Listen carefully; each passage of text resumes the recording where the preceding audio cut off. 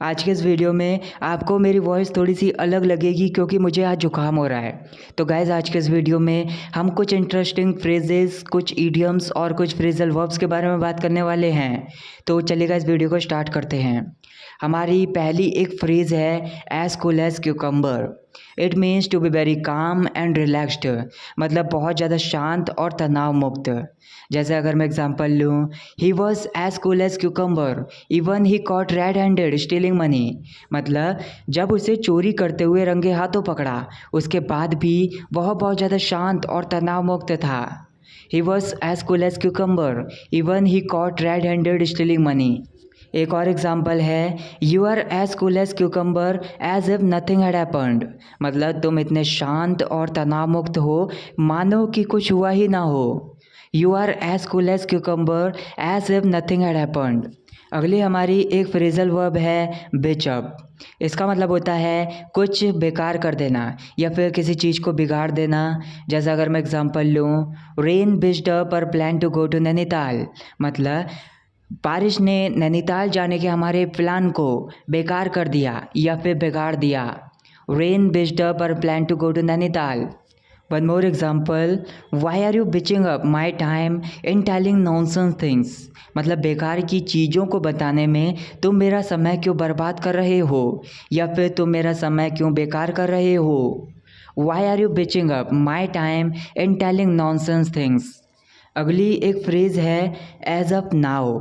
इसका मतलब होता है अभी तक। जैसे अगर मैं बोलूँ didn't you have food as up now. मतलब आप किसी से पूछ रहे हो क्या तुमने अभी तक खाना नहीं खाया। Didn't you have food as up now. एक और एग्जांपल है how couldn't you finish the work as up now. मतलब तुम काम को अभी तक कैसे ख़त्म नहीं कर पाए। How couldn't you finish the work as up now. Next हमारी एक फ्रेज़ है द लाइक्स ऑफ समथिंग, या फिर ऐसे भी बोल सकते हैं द लाइक्स ऑफ समबडी। इसका मतलब होता है किसी पर्सन के जैसा या फिर किसी चीज़ के जैसा या फिर किसी पर्सन की तरह या फिर किसी चीज़ की तरह। जैसे अगर मैं एग्जांपल लूँ, I don't want to hang out with the likes of you. मतलब आप किसी से कह रहे हो मैं तुम जैसों के साथ घूमना फिरना नहीं चाहता। I don't want to hang out with the likes of you. एक और एग्जांपल है I can't expect love with the likes of that girl. मतलब उस जैसी लड़की से मैं प्यार की उम्मीद नहीं कर सकता। आई can't expect love with the likes of that girl. Next phrasal verb है हमारी वेल अवे। इसका मतलब होता है मौज मस्ती करते हुए सुखपूर्वक समय बिताना, मतलब मज़े से समय बिताना। जैसे अगर मैं बोलूँ let's while away some hours playing games. मतलब चलो गेम खेलते समय मज़े से कुछ घंटे बिताते हैं। Let's while away some hours playing games. एक और एग्जांपल है I don't want to while away the time I wanna utilize it. मतलब मैं मौज मस्ती करते हुए समय को गुजारना नहीं चाहता, मैं इसका सदुपयोग करना चाहता हूँ। I don't want to while away the time I wanna utilize it. Next हमारी एक फ्रेज़ है at the drop of a hat. इसका मतलब होता है कुछ किया जाना है या फिर कुछ करना तुरंत एकदम, मतलब बिना समय गवाए। For example let's leave for picnic eight the drop of a hat. मतलब तुरंत पिकनिक के लिए चलो निकलते हैं या फिर बिना समय गवाए चलो पिकनिक के लिए निकलते हैं। Let's leave for picnic eight the drop of a hat. एक और एग्जांपल है he asked me for help I got ready eight the drop of a hat. मतलब उसने मुझसे मदद मांगी, मैं तुरंत तैयार हो गया। He asked me for help I got ready eight the drop of a hat. अगली एक फ्रेजल वर्ब है डिस्पेंस विद समबडी या फिर डिस्पेंस विद समथिंग। इसका मतलब होता है कोई पर्सन है या फिर कोई चीज़ है जिसका आप पहले बहुत ज़्यादा यूज़ किया करते थे। पहले वो आपके लिए बहुत ज़्यादा इम्पॉर्टेंट थी लेकिन अब आपके लिए वो यूज़लेस है। मतलब अब आप उससे छुटकारा पा चुके हो। जैसे अगर मैं एग्जांपल लूँ, he has recuperated now he should dispense with medicines. मतलब यहाँ पर एक वर्ड है रिक्यूपरेट। इसका मतलब होता है किसी बीमारी से ठीक हो जाना या फिर किसी बीमारी से लड़ने के बाद दोबारा ठीक हो जाना। तो यहाँ पर बोला जा रहा है वह अब बीमारी से ठीक हो चुका है तो अब उसे दवाइयों से छुटकारा पा लेना चाहिए। He has recuperated now, he should dispense with medicines. एक और एग्जांपल है, I have to dispense with my car because I am not getting better mileage. मतलब मुझे अपनी कार से छुटकारा पाना होगा क्योंकि पहले ये मेरे लिए बहुत ज़्यादा इम्पॉर्टेंट थी, लेकिन अब ये मेरे लिए यूज़लेस है क्योंकि अभी ये मुझे अच्छा माइलेज नहीं दे रही है या फिर मैं इससे अच्छा माइलेज नहीं पा रहा हूँ। I have to dispense with my car because I am not getting better mileage. Next हमारी एक फ्रेजल वर्ब है ओइंग टू। इसका मतलब होता है किसी चीज़ की वजह से या फिर किसी पर्सन की वजह से। तो जैसे अगर मैं एग्जांपल लूँ, owing to your obstinacy you ruined everything. यहाँ पर एक वर्ड है ऑब्स्टिनेसी। इसका मतलब होता है किसी पर्सन की जिद या फिर किसी पर्सन की हट। तो यहाँ पर बोला जा रहा है अपनी जिद में आकर या फिर अपनी जिद की वजह से तुमने सब कुछ बिगाड़ दिया या फिर सब कुछ बेकार कर दिया। Owing to your obstinacy, you ruined everything. एक और एग्जाम्पल है, Owing to his obstinacy, he didn't listen to anyone. मतलब अपनी जिद में आकर वह किसी की नहीं सुनता या फिर अपनी जिद की वजह से वह किसी की नहीं सुनता। Owing to his obstinacy, he didn't listen to anyone. अगली फ्रेजल वर्ब है किड अराउंड। इसका मतलब होता है कुछ ऐसा कह देना जो मजाक में हो, मतलब सीरियस ना हो। For example, stop kidding around and listen to me. मतलब मजाक करना छोड़ो और मेरी बात सुनो। Stop kidding around and listen to me. एक और एग्जांपल है, I am not kidding around, we both are just friends. मतलब मैं मजाक नहीं कर रहा या फिर मैं मजाक में नहीं कह रहा, हम दोनों बस अच्छे दोस्त हैं। I am not kidding around, we both are just friends. Next हमारी एक ईडियम है ड्राइव अप द वॉल। इसका मतलब होता है किसी पर्सन को चिढ़ा देना या फिर किसी पर्सन को सताना या फिर किसी पर्सन को परेशान करना। For example, stop honking constantly, it's driving me up the wall. मतलब लगातार हॉर्न बजाना बंद करो, ये मुझे परेशान कर रहा है। Stop honking constantly, it's driving me up the wall. एक और एग्जांपल है, she drives me up the wall when ever she is at home. मतलब जब भी वह घर में होती है वो मुझे परेशान करती है। She drives me up the wall when ever she is at home. Next हमारी एक फ्रेज़ है सून आफ्टर। इसका मतलब होता है ठीक कुछ देर बाद। For example, I went soon after she केम। मतलब उसके आने के ठीक कुछ देर बाद मैं चला गया। I went soon after she came.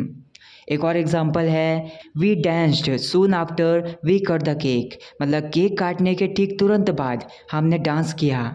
We danced soon after we cut the cake. Next हमारी एक इडियम है स्प्रिंग टू माइंड।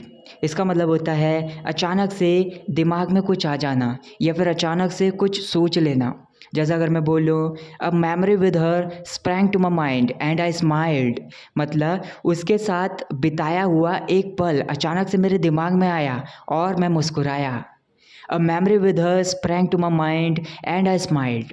एक और एग्जांपल है, I asked him to tell about his happiest moment but nothing sprang to his mind.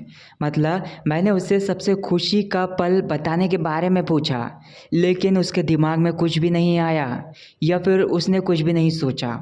I asked him to tell about his happiest moment but nothing sprang to his mind. Next हमारा एक word है शव। शव इसका मतलब होता है जोर से किसी को धक्का देना। जैसे अगर मैं बोलूँ, she was not in good mood so she shoved pillow towards me. मतलब वो अच्छे मूड में नहीं थी इसीलिए तकिए को उसने मेरी तरफ जोर से धक्का दिया। She was not in good mood so she shoved pillow towards me. एक और एग्जाम्पल है, she was in Hari so she shoved dirty clothes in washing machine. मतलब वो जल्दी में थी इसी की वजह से उसने गंदे कपड़े वॉशिंग मशीन में जल्दी से धकेल दिए या फिर ज़ोर से धकेल दिए। She was in Hari so she shoved dirty clothes in washing machine. अगली हमारी एक फ्रेज़ है ऑन द प्रिटेक्स्ट। इसका मतलब होता है किसी चीज़ के बहाने। जैसे एग्जांपल है, on the pretext of going to temple you can come to meet me. मतलब मंदिर जाने के बहाने तुम मुझसे मिलने आ सकते हो। On the pretext of going to temple you can come to meet me. एक और एग्जांपल है, I called you on the pretext of asking notebook. मतलब नोटबुक मांगने के बहाने मैंने तुम्हें कॉल की। I called you on the pretext of asking notebook. अगली एक फ्रेजल वर्ब है इंस्टेड ऑफ। इसका मतलब होता है किसी चीज़ के बजाय या फिर किसी चीज़ के स्थान पर। जैसा अगर मैं बोलूँ instead of scolding him you are scolding me, मतलब उसको डांटने की बजाय तुम मुझे डांट रहे हो। Instead of scolding him you are scolding me. एक और एग्जांपल है, I drank water instead of drinking cold drink. मतलब कोल्ड ड्रिंक पीने की बजाय मैंने पानी पिया, या फिर कोल्ड ड्रिंक पीने के स्थान पर मैंने पानी पिया। I drank water instead of drinking cold drink. अगली हमारी एक फ्रेजल वर्ब है rush through something. If you rush through something it means you deal with that और do that in great haste. मतलब किसी चीज़ को आप जल्दी में हैंडल करते हो या फिर उसको करते हो जल्दबाजी में। For example, I rushed through the class to be in time.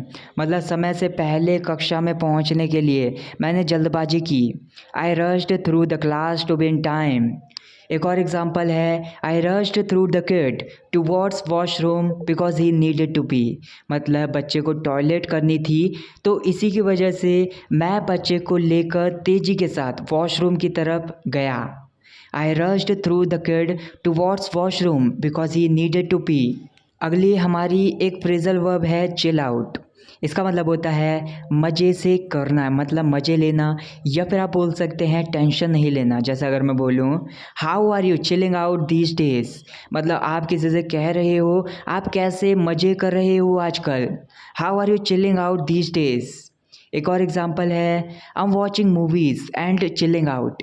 मतलब मैं मूवीज़ को देख रहा हूँ और मज़े कर रहा हूँ, या फिर मैं टेंशन नहीं ले रहा हूँ मूवीज़ को देखते समय। आई am watching movies and chilling out. अगली हमारी एक इडियम है स्पिन आउट ऑफ कंट्रोल। इसका मतलब होता है कोई चीज़ है वो पहले से और भी ज़्यादा बदतर हो जाती है, मतलब आपका उस पर कंट्रोल ही नहीं रहता। या फिर किसी पर्सन के लिए भी बोल सकते हैं। जैसा अगर मैं बोलूँ his addiction of drinking alcohol is spinning out of control. मतलब उसका जो दारू पीने की लत है उस पर उसका कंट्रोल ही नहीं है, मतलब वो अब पहले से और भी ज़्यादा पीता है या फिर पहले से और भी ज़्यादा बदतर उसकी आदत हो गई है। His addiction of drinking alcohol is spinning out of control.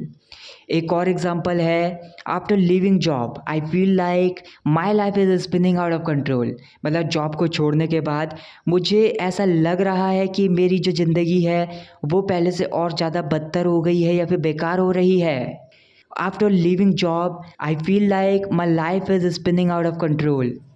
अगली हमारी एक फ्रेजल वर्ब है डेक आउट।